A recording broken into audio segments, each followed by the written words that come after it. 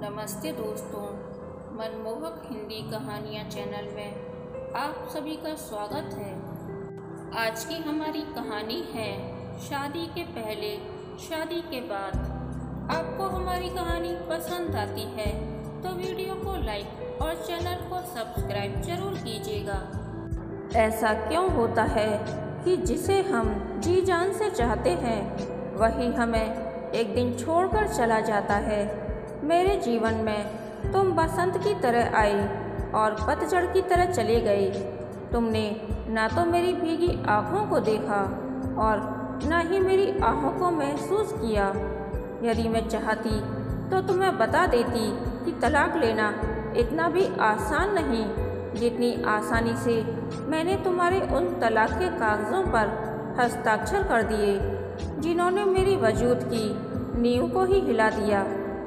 यदि मैं चाहती तो अपनी इस टूटी बिखरी जिंदगी का मुआवजा तुमसे जीवन भर वसूलती रहती, पर मेरे अंदर की औरत को यह कतई मंजूर नहीं था, क्योंकि जिस रिश्ते को अंजाम तक पहुंचना ही नहीं था उसे एक खूबसूरत मोड़ देकर छोड़ने में ही मुझे अपनी और तुम्हारी भलाई दिखी थी। मगर मेरे साथ ऐसा क्यों हुआ मानव? तुम प्यार करते थे ना? तुमने मेरी नौकरी के साथ ही मुझे अपनाया था ना? फिर शादी के बाद ऐसा क्या हुआ जो तुम आम मर्दों की तरह अपनी जिद को मुझ पर लादने लगे? अब तुम्हें क्या पता कि यह नौकरी मुझे कितनी मुश्किल से मिली थी, पर तुमने तो बिना सोचे समझे ही फैसला कर लिया और हुक्म दे दिया कि यह नौकरी छोड़ दो अर्पणा। मानव, तुम्हें क्या पता कि मुश्किलों से मिली चीज़ को आसानी से छोड़ा नहीं जा सकता। फिर यह तो मेरी नौकरी थी ना। तुमने मुझे एक बेटी दी, याद है? उसके जन्म पर हम दोनों कितने खुश थे, पर तुम्हारी जिद ने इस खुशी के एहसास को भी कम कर दिया। तुम्हारा कहना था कि औरत का काम घर और बच्चे संभालना है।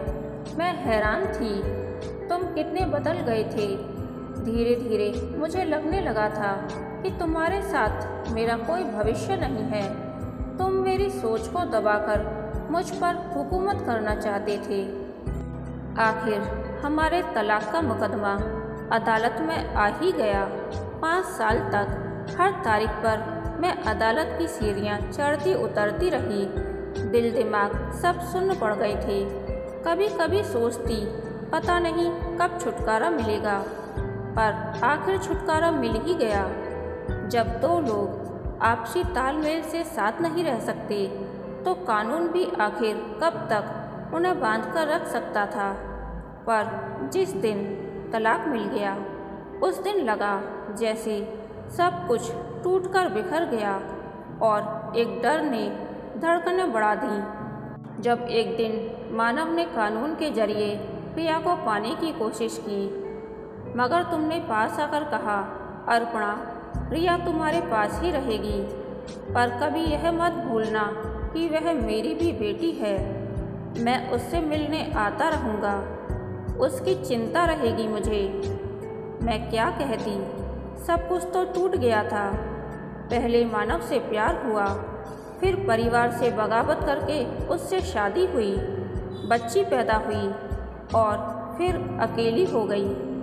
नौकरी और मानव में से मुझे किसी एक को चुनना था और मैंने नौकरी को चुन लिया। जानती थी सरकारी नौकरी थी, मरते दम तक साथ देगी, पर मानव, उसने तो बीच चौराहे पर अकेला छोड़ दिया था। जख्म ताज़ा था, दर्द भी काफ़ी था, पर समय के साथ साथ हर जख्म भर जाता है, ऐसा सुना था और सोचा मेरा भी भर ही जाएगा। मानव और रिया के बीच एक डेट फिक्स हो गई थी। हर महीने का एक दिन उसने रिया के नाम किया था। उस दिन का इंतज़ार रिया भी बेसब्री से करती। मानव आता और रिया को ले जाता। शाम को जब रिया वापस आती तो उसके पास ढेर सारे गिफ्ट होते। वह कहती कि माँ पापा कितने अच्छे हैं, मेरा कितना ख्याल रखते हैं। और मेरे दिल में एक हुक सी उठती। इस बात का जवाब मुझे कभी नहीं मिलता कि मैं कैसी माँ हूँ। रिया का कहना भी ठीक था। मानव ने ना तो वह घर मुझसे वापस लिया, ना ही अपनी बेटी। फिर मैं उस पर क्या इल्ज़ाम लगाऊं?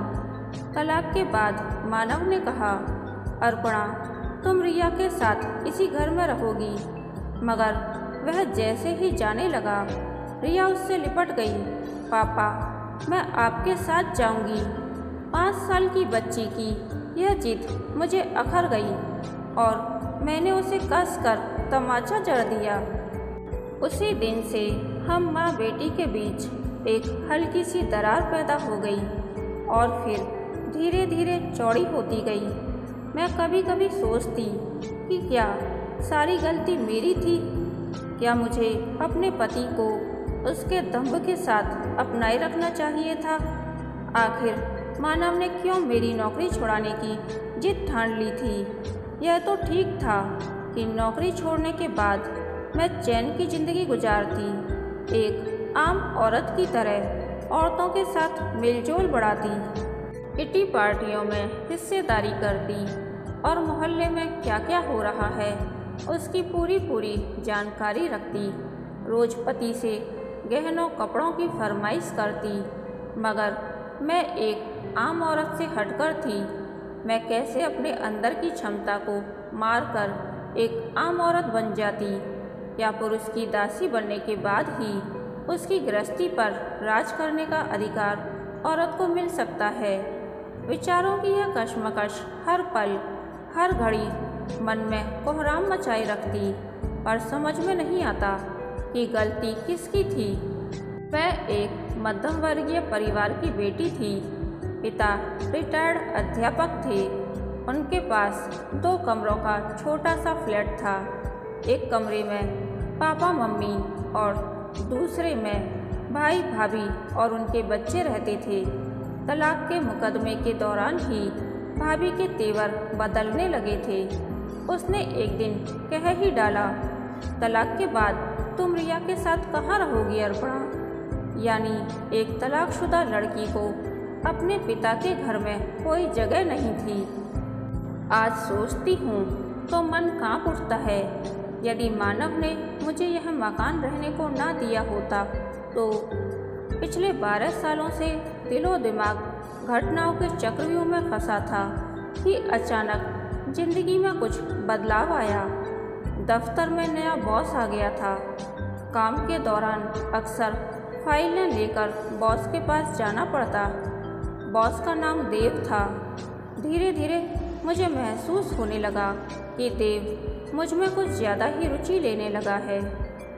एक दिन देव ने कहा, पता चला है कि आपका अपने पति से तलाक हो गया है। जी हाँ, मैंने धीरे से कहा और फिर फाइल उठाकर चलने लगी तो देव ने फिर कहा, मैं आपकी तकलीफ़ को समझता हूँ क्योंकि मैं भी इस दर्द से गुजर चुका हूँ। मेरे दिल की धड़कनें तेज होने लगीं। मैं उनके केबिन से बाहर आ गई। एक लंबे अरसे से मर्द से दूर रहने के बाद मैं पत्थर की शिला सी बन गई थी, पर अब आते जाते देव की नज़रों का सेक मेरे अंदर की रूखी सूखी औरत को पिघलाने लगा था। एक दिन आईने के सामने बैठकर मैंने खुद को गौर से देखा। मुझे लगा मेरा खूबसूरत चेहरा अभी भी वैसा ही है। मानव अक्सर कहा करता था, तुम कितनी सुंदर हो अर्पणा। बरसों बाद अचानक मेरी सोच ने करवट ली कि अर्पणा, तू क्यों खुद को मिटा रही है? खुद को संभाल अर्पणा। मैं अगले दिन जब दफ्तर पहुंची तो साथ काम करने वाली महिलाओं ने कहा, वाह अर्पणा, आज तो जच रही हो। मैंने पुरुष सहकर्मियों की आंखों में भी अपने लिए प्रशंसा के भाव देखे। उस दिन शाम को छुट्टी के बाद बस स्टॉप पर पहुंची तो अचानक देव की गाड़ी पास आकर खड़ी हुई। अर्पणा जी, गाड़ी में बैठिए, मैं ड्रॉप कर दूंगा। नहीं सर, मैं चली जाऊंगी। जानता हूँ आप रोज ही जाती हैं बस से। पर देख रही है काले बादल कैसे गरज रहे हैं। लगता है जल्दी बारिश शुरू होने लगेगी। फिर आपकी बेटी भी तो आपका इंतज़ार कर रही होगी। रिया का ख्याल आते ही मैं गाड़ी में बैठ गई, लेकिन घर पहुंचते पहुंचते तेज बरसात होने लगी थी। घर के सामने देव ने गाड़ी रोकी तो मैंने कहा, सर बारिश तेज हो गई है, आप अंदर आ जाइए, बारिश बंद होने के बाद चले जाना। देव मेरे साथ अंदर आ गई। रिया मोबाइल पर किसी से बात कर रही थी। उसने देव को हैरानी से देखा तो मैंने कहा, रिया ये देव सर हैं, हमारी कंपनी के बॉस। रिया ने देव को नमस्ते की और फिर अपने कमरे में चली गई। मैंने महसूस किया कि रिया को देव का आना अच्छा नहीं लगा। मैंने कॉफ़ी बनाई और प्याला देव को थमा दिया। कुछ देर तक देव हमारे बारे में कुछ पूछते रहे, फिर बरसात के रुकते ही चले गए। देव के जाने के बाद रिया मेरे पास आई और बोली, मम्मा मुझे तुम्हारा गैरों से मेलजोल पसंद नहीं है। मेरे मुंह से अचानक निकला, कोई अपना भी तो नहीं है। रिया ने मुझे घूर कर देखा और फिर चली गई। लेकिन उस दिन के बाद मुझे लगा कि देव मुझ में दिलचस्पी लेने लगे हैं। उन्होंने एक दिन अपने बारे में बताया कि ना चाहते हुए भी उन्हें अपनी पत्नी से तलाक लेना पड़ा। अब कभी कभी देव मुझे अपनी गाड़ी में खाने पर ले जाते। धीरे धीरे मुझे उनका साथ अच्छा लगने लगा और हम दोनों और करीब आने लगे। मुझे लगने लगा कि मेरे मन का सूना कोना अब भरने लगा है। जब तब देव को भी मैं घर खाने पर बुलाने लगी थी, लेकिन मुझे यह बात अच्छी तरह समझ में आ रही थी कि यदि मैंने देव के साथ रिश्ते में एक कदम आगे बढ़ाया तो यह बात रिया को कतई मंजूर नहीं होगी। देव अब इस रिश्ते को नाम देना चाहते थे। वे मुझसे शादी करना चाहते थे, पर रिया, उसका क्या होगा? वह बहुत संवेदनशील है, इस रिश्ते को कभी नहीं कबूलेगी। लेकिन देव कहते कि माना रिया बड़ी संवेदनशील है, पर धीरे धीरे सौतेले पिता को कबूल कर लेगी। मगर मैं जानती थी देव के मामले में मैं उसी दो राहे पर आ खड़ी हुई थी जहाँ 17 साल पहले खड़ी थी। तब मुझे नौकरी और पति दोनों में से एक को चुनना था, और अब मुझे देव और रिया दोनों में से एक को चुनना होगा, क्योंकि रिया किसी भी कीमत पर सौतेले पिता को कबूल नहीं करेगी। एक दिन रिया जब मानव से मिलकर आई तो गुस्से में भरी थी। उसने आते ही अपने कमरे का दरवाज़ा बंद कर लिया। मैं देर तक दरवाज़ा खुलवाने की कोशिश करती रही, लेकिन रिया ने कोई जवाब नहीं दिया। मैं डर गई कि कहीं रिया कुछ ऐसा वैसा ना कर ले। मगर 1 घंटे बाद जब वह बाहर आई तो बहुत उदास थी। मैं उसका हाथ पकड़ अपने कमरे में ले आई और फिर खींचकर अपनी गोद में लिटा लिया और पूछा, क्या हुआ बेटा? रिया फूट फूट कर रोने लगी। मम्मा, पापा ने शादी कर ली है। उफ, अपने अंदर आदर्श पिता की जो तस्वीर बेटी के मन में बसी हुई थी वह टूट गई। मेरे अंदर भी कुछ कुछ टूटने लगा। मानव काफ़ी दूर था, मेरे और उसके बीच कुछ भी नहीं था। पर उसकी शादी की बात सुनकर दर्द फिर हिलोरे लेने लगा। मैंने रिया को अपनी बाहों में बांधकर उसका दर्द कम करने की कोशिश की। फिर उठकर चाय बना लाई। वह चुपचाप चाय पीने लगी, पर मेरे अंदर एक डर समाया था। देव जल्दी ही शादी की तारीख तय करने वाले थे। यदि रिया ने कोई सीधा सवाल मुझसे पूछ लिया तो मैं उठी और आईने के सामने खड़ी होकर कई सवाल किए। फिर मुझे अपने सवालों के जवाब मिल गए और मैं रिया के पास आ गई। इससे पहले कि रिया मुझसे कुछ कहती, मैंने कहा, रिया, पापा ने शादी कर ली है तो क्या? तुम्हारी मम्मा है ना तुम्हारे साथ? तुम्हारी मम्मा सिर्फ तुम्हारी है। यह सुनते ही रिया मेरे सीने से लग गई। इसके बाद मैंने देव से कह दिया कि हम केवल दोस्त हो सकते हैं और किसी रिश्ते में नहीं बन सकते। देव काफ़ी समझदार थे। उन्होंने सहज रूप से इसे स्वीकार कर लिया। हर बार की तरह उस दिन भी मानव की गाड़ी आ खड़ी हुई और मानव हॉर्न बजाने लगा, लेकिन रिया ने कहा, नहीं जाना मम्मा मुझे। तब तक मानव दरवाजे पर आ गया था। पिता को देखकर रिया भड़क गई, बोली, कौन है आप? मानव ने हैरानी से रिया को देखा, उसके तेवरों की तपिश को महसूस किया, फिर चुपचाप सीढ़ियाँ उतरकर लौट गया। मैंने हैरानी से रिया को देखा तो वह बोली, वह एक अजनबी है मम्मा। रिया की बात सुनकर एक फीकी सी मुस्कुराहट मेरे होठों पर आ गई और फिर मैं किचन में चली गई। सतही तौर पर तो लगता था कि सब कुछ ठीक हो गया है, पर ऐसा कुछ था नहीं। मैं और रिया दोनों ही सहज नहीं हो पा रही थी।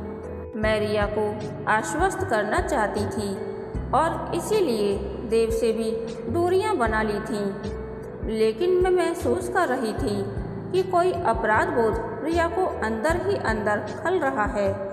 एक दिन रिया कॉलेज से लौटी तो मुझे घर में देखकर बोली, मम्मा आप आज ऑफिस नहीं गई?